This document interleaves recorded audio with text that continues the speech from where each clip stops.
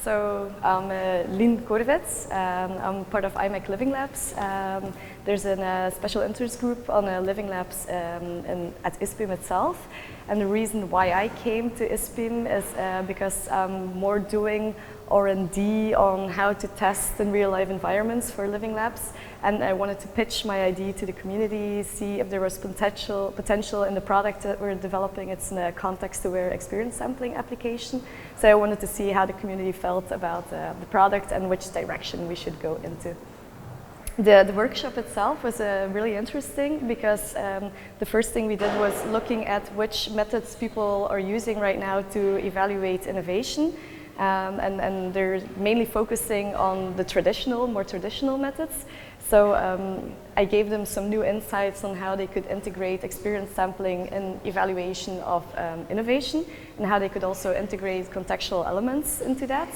But it was also nice to get feedback from the community on which contextual elements they think are important and influence the interaction with an innovation, and which sensors I should integrate in my experience sampling platform so everyone could use it, so it's relevant for other people as well. I think the key competences of an innovation manager, it's one, people skills, because you're going to have to work a lot with different people, but it's also, you have to be able to understand technical elements, especially if you're working on innovation in a more technical domain. It's important, so the people skills are one, but also the ability to go in depth with the people and understand what they're talking about. So it's a combination of being able to talk with stakeholders, but also with your users. You have to understand also what the process is all about, but you also have to be able to apply it, in my opinion. So you have to be able to do user research or a business model workshop, because you're the one in the end that's going to bring innovation into a company. So you have to know what you're doing. I started my career as a market research consultant, and back then, I'm talking about I think 13 years ago, innovation was not really a big term yet, and we were a small department in the market research firm that did concept testing for new products, and then slowly the field started growing, and I started evolving in the field as well as an innovation consultant. Then I did some more academic research on Living Labs and open innovation, user research, so I mainly work on internal projects. So right now I'm working on how we can improve our testing strategy, methodology. So we're building this product, which is an experience sampling application. With in the back end, there's a rule editor that makes you be able to set up complex rules. For example, if the weather is good and you're using an innovation, for example, you're interacting with it and you're walking and this is happening, ask a question of how they're experiencing the innovation. And it's challenging because it's something completely new, so you constantly have to check, am I doing this right, and iterate on it. But it's nice because you really are with your 2 feet in the field of innovation while you're advising other people as well on how to innovate. So it gives you your own experience and makes you better. Great. One of the trends I see, especially in the domain of the tool that we're building, is AI is really coming up. You can use all these different sensors really to measure the context, measure how people are interacting with an innovation. But maybe that's not going to take 5 years. Maybe that's even going to be sooner because we're really evolving faster. And then probably something new will pop up. But I think it's always hard to predict far in the future. It's going so fast that 5 years is too long.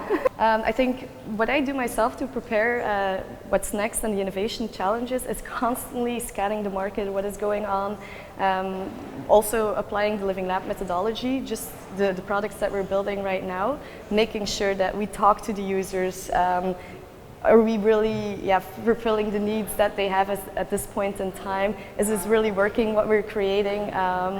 Actually just constantly following up and measuring, evaluating, and making sure that we're still on track with what we're building. That's the way I try to do it.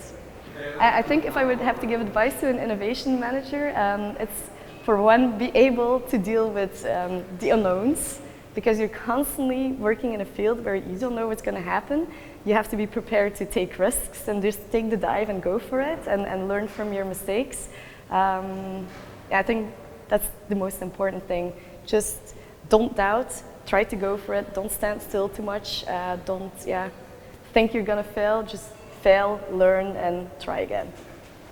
I think the strength of ISPIM is really the combination of industry and academics, because even this conference, what I noticed is that I'm working on the field of how can we integrate sensors in the innovation management process, which is more from an industry perspective. But it was nice to meet also academics that just started working on that, and I know that we're both going to be able to help one another.